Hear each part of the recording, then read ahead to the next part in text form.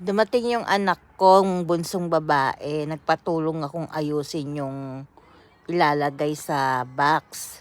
Ngayon, sinasalansan niya, tapos binubukod-bukod niya, tapos lagay niya ng pangalan kung para kanino. Nagawa ko na yan. Kaso hindi talaga kasya. Ngayon, babaguhin niya. Yung para sa bahay, ilalagay sa ilalim. Tapos yung sa ibabaw, yung bukod-bukod. Para kaso hindi pa rin siya talaga kasya.